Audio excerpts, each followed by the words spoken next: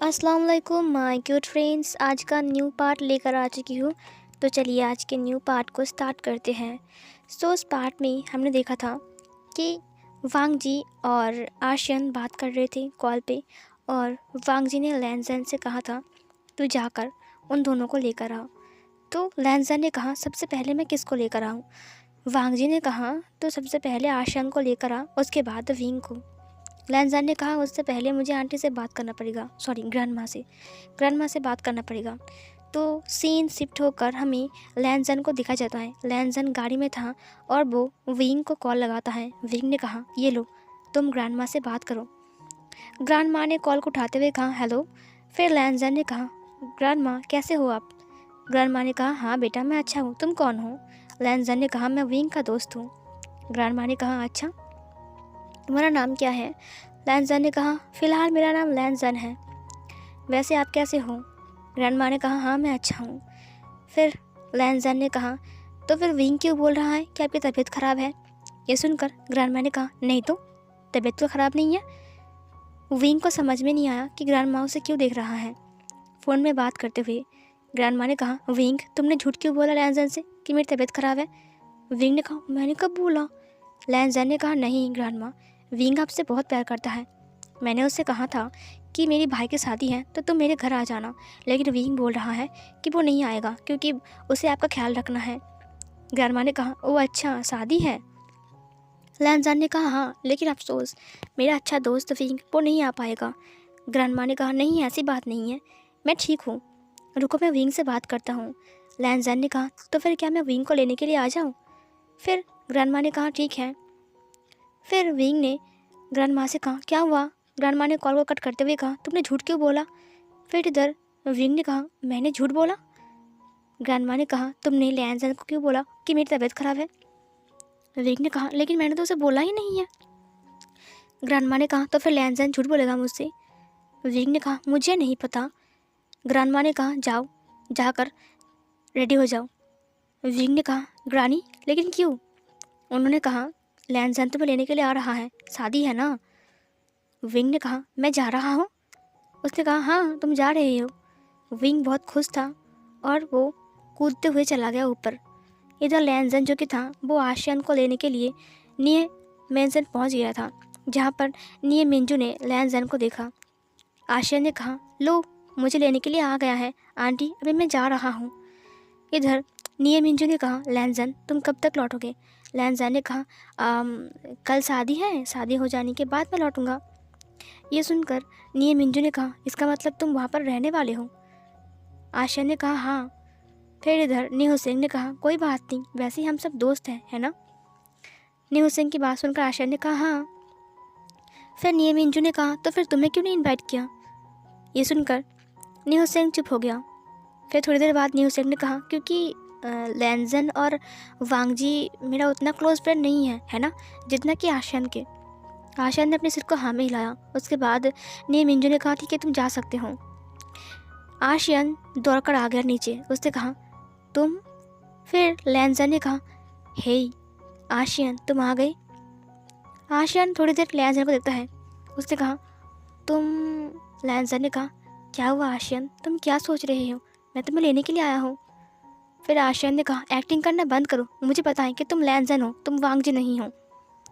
लैंजन ने कहा यार तुमने मुझे कैसे पहचान लिया। आशियन ने कहा मैं इतना बुद्धू नहीं हूँ समझी। लैंजन ने कहा ठीक है बैठ जाओ, और फिर वो गाड़ी में बैठ गया। उसके बाद लैंजन चला गया विंग को लेने के लिए। विंग जो कि था वो बाहर बैल्कनी में झांक कर देख रहा था।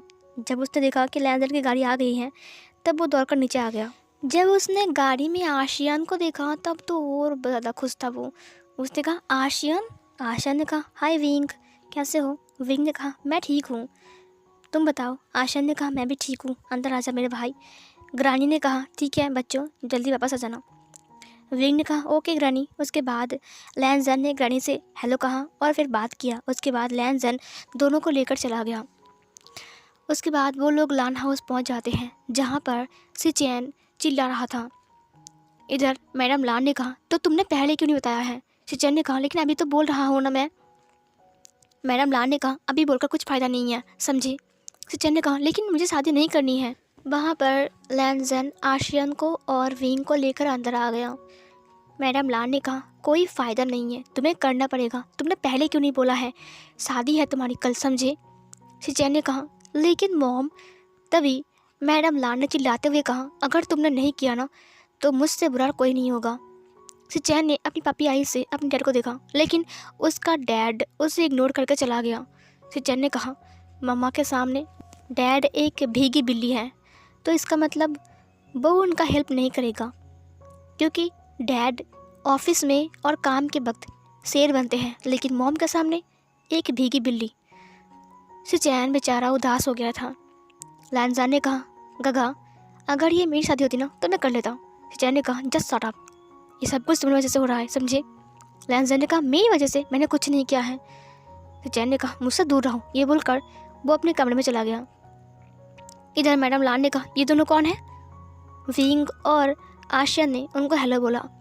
उसके बाद लैंजन ने कहा, ये दोनों ना वो आई मीन ये दोनों हमारे दोस्त हैं। मेंग्याओ ने कहा है कि इन्हें इनवाइट करने के लिए। मैडम लान ने कहा, तो फिर ये दोनों यहाँ पर क्या कर रहे हैं? इनको तो अभी मेंग्याओ के पास होना चाहिए। फिर वांग जी वहाँ पर आ गया। उसने कहा, आशियन तुम आ गए? फिर मैडम लान ने कहा, तुम जानते हो इन्हें? फिर वांग जी ने कहा, हाँ, हम सब दोस्त हैं, हम जानते हैं। उसने अपनी मॉम को देखा और डरते हुए कहा। आशियन को और विंग को कुछ समझ में नहीं आ रहा था। और उसके बाद लैंजन ने कहा, मेंग्याओ ने कहा है इनको हमारी फैमिली में लाने के लिए, और उसने कहा है कि ये दोनों यहीं पर रहेंगे जब तक शादी नहीं होती। ये सुनकर मैडम लान थोड़ा हैरान थी। फिर भी उन्होंने कुछ नहीं कहा। उन्होंने कहा, ठीक है, अगर मेंग्याओ ने कहा है तो बिल्कुल चलेगा। और फिर ये बोलकर उसने विंग को और आशियन को हेलो बोला। आशियन और विंग ने हेलो बोला। उसके बाद मैडम लान ने कहा, तुम लोग बैठ जाओ। वांग जी, लैंजन, इनका ध्यान रखना, ठीक है? ये हमारा गेस्ट है। और हाँ, मैं ज़रा ऊपर जाकर देखता हूँ, ठीक है? लैंजन ने कहा, ओके मम्मी। और फिर मैडम लान चली गई। इधर जो आशियन था उसने कहा, हम लोग कहाँ पर रहेंगे, मतलब हमारा बैग, ये सब सामान। फिर वांग जी ने कहा, एक काम करते हैं, लैंजन, ये तुम्हारे रूम में रहेंगे और तुम मेरे रूम में रह जाओ। ये सुनकर लैंजन ने कहा, हाँ ठीक है, चलेगा। वैसे मेरा रूम उतना क्लीन नहीं है, तुम्हारे रूम में दे दे। वांग जी ने कहा, नहीं। लैंजन ने कहा, ओके ठीक है, मैं समझ गया। उसके बाद वांग जी ने कहा, तुम दोनों मेरे साथ आ जाओ। और फिर वो दोनों को लेकर वो ऊपर चला गया। वांग जी अपने काम पर लग गया क्योंकि वो काम कर रहा था। सीन कट होती है नेक्स्ट मॉर्निंग। आशियन और विंग रेडी हो रहे थे। इधर सिचैन चिल्लाते हुए कहा, दरवाज़ा खोलो, मैंने कहा ना, मुझे भागना है यहाँ से, शादी नहीं करना है। लैंजन ने कहा, मुझे आपसे बात करनी है, तो आप प्रॉमिस करो कि आप नहीं भागोगे। जेवुचुन ने कहा, ठीक है, मैं नहीं भागूंगा। ये सुनकर वांग जी ने और लैंजन ने दरवाजे को खोल दिया। उसके बाद वो दोनों अंदर आ गए। सिचैन ने कहा, देखो, मेरी बात कान खोल कर सुन लो, तुम लोग मेरे भाई हो ना। भाई, शादी नहीं करनी है मुझे, प्लीज़ मेरी हेल्प करो। लैंजन ने कहा, अब हम तुम्हारी हेल्प नहीं कर सकते गगा। ये सुनकर जेवुचुन ने कहा, क्यों नहीं कर सकते? वांग जी ने कहा, अगर शादी के वक्त आप कहीं चले गए या फिर आपकी हमने हेल्प किया तो फिर हमारी हालत ख़राब हो जाएगी। ये सुनकर सिचैन ने कहा, क्यों? लैंजन ने कहा, गगा, आप नहीं भाग सकते शादी से। सिचैन ने कहा, क्यों? लैंजन ने कहा, क्योंकि मम्मी ने कुछ गुंडों को बुलाया है, पता नहीं वो क्या कांड करने वाली है। ये सुनकर सिचैन ने कहा, क्या वो मुझे मार डालेंगी? मुझे अब डाउट हो रहा है, क्या मैं उनका असली बेटा हूँ? लैंजन ने कहा, आपको डाउट है तो आप डीएनए टेस्ट कर सकते हो। तभी वहाँ पर मैडम लान आ गई। उन्होंने कहा, क्या हुआ सिचैन, अभी तक तुम रेडी नहीं हो? सिचैन ने कहा, मामा, मुझे आपसे बात करनी है। मैडम लान ने कहा, फिर से वही बात। जेवुचुन ने कहा, शादी नहीं करनी है मुझे। मैडम लान ने कहा, तुम्हें करनी पड़ेगी। जेवुचुन ने कहा, प्लीज़ ना मम्मा, समझो ना कुछ। मैडम लान ने कहा, तुम भी करोगे और तुम्हारी बाप भी करेगा। तभी मिस्टर लान वहाँ से गुजर रहे थे। उन्होंने जब ये सुना तब उन्होंने कहा, क्या, मेरी शादी किसके साथ, कब, कहाँ, कैसे? मैडम लान, वांग जी और लैंजन और सिचैन सब लोग उनको देखते हुए कहा, क्या? फिर मिस्टर लान ने कहा, हाँ, तुम्हारी मॉम ने कहा ना अभी, मतलब मेरी शादी, मतलब तुम्हारा पापा तो मैं हूँ ना, आई मीन तुम्हारी मॉम मेरी शादी करवाने वाले हैं दोबारा से? तुम लोग कुछ कह नहीं रहे हो? एक और बात, ये तुम्हें कोई प्रॉब्लम तो नहीं है ना कि तुम एक और लेकर आओगे, है ना? मैडम ला ने चिल्लाते हुए कहा। अरे वाह, क्या बात है, आपको शादी करनी है? अच्छा, शादी की बात बड़ा सुना दिया आपको। मिस्टर ला ने कहा, तुमने कहा ना अभी, इसीलिए।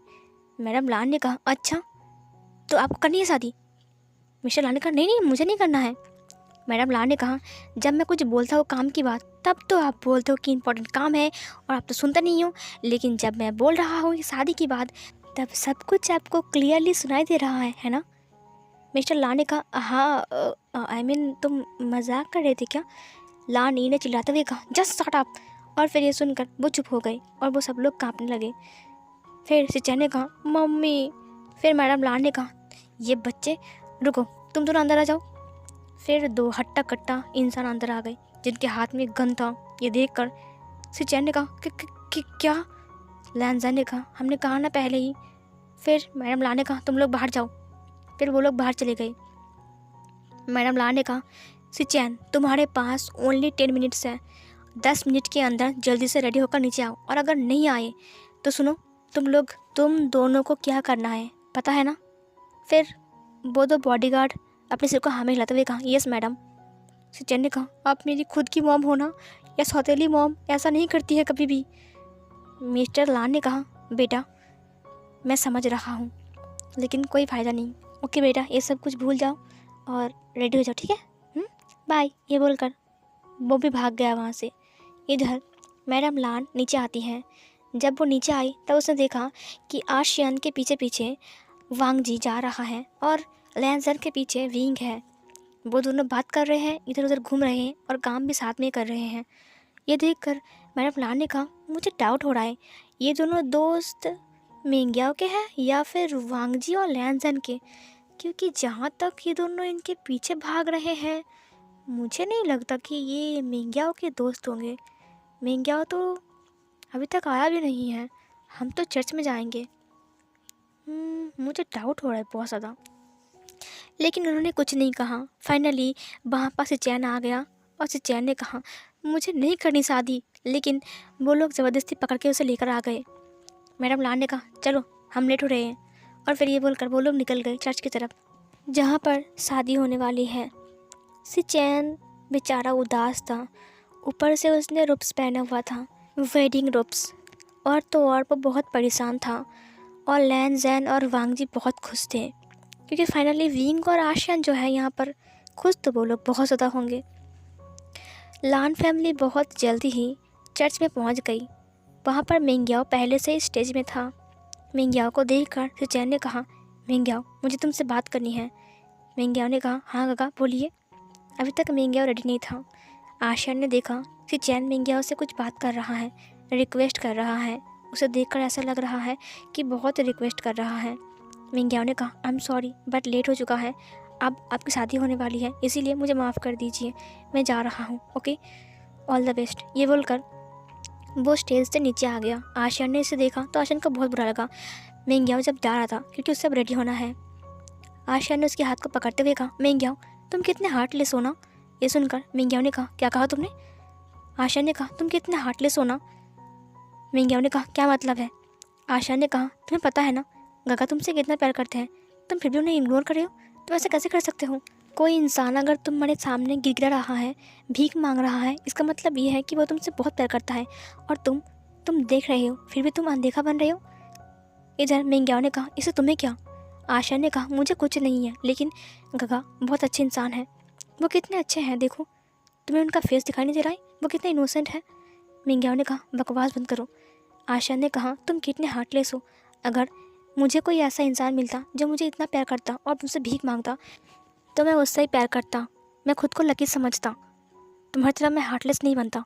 मेंग्याओ को बहुत गुस्सा आ गया। उसने कहा, इसे तुम्हें क्या, तुम अपना काम करो, समझी? आशियान को बहुत बुरा लगा जब मेंग्याओ ने चिल्लाते हुए उससे कहा, और फिर आशियान की आंखों में आंसू आ गए और वो उसने कहा, तुम बहुत पछताओगे, और फिर ये बोलकर वो चला गया। तभी मेंग्याओ ने अपनी एक गहरी सांस छोड़ा। उसने कहा, वांग जी।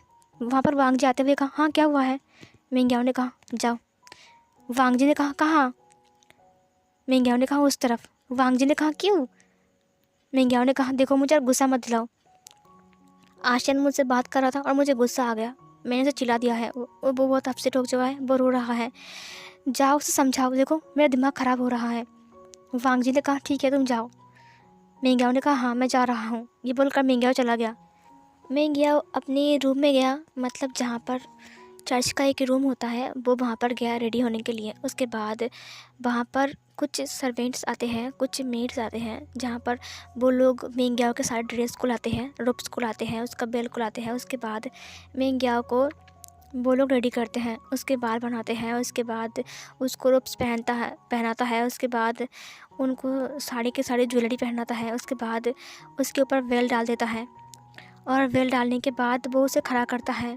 मैडम लान ने कहा वाह तुम कितने खूबसूरत लग रहे हो। मिंग्याओ ने कहा thank you so much aunty. Madam Lan ने कहा नहीं आंटी नहीं, आज से तुम मुझे मॉम बोलना। मिंग्याओ ने कहा ओके मॉम। और फिर ये बोलकर मैडम लान उसे बाहर लेकर आती है और बाहर लाने के बाद वो उसे लेकर जा रहा था सिचेन की तरफ, जहाँ पर सिचेन खड़ा था स्टेज में। जब सिचेन ने देखा कि उसका ब्राइड आ रहा है तो उसे टेंशन होने लगी, शादी हो जाएगा, अब क्या होगा, अब क्या होगा, अब क्या होगा। उसकी धड़कन बहुत तेज़ हो गई थी। सिचेन ने चिल्लाते हुए कहा मॉम। फिर मैडम लान ने कहा क्या हुआ है? जेबुचुन ने कहा मुझे शादी नहीं करनी है, मैं जा रहा हूँ। मैडम लान ने कहा क्या तुम्हारी इतनी हिम्मत?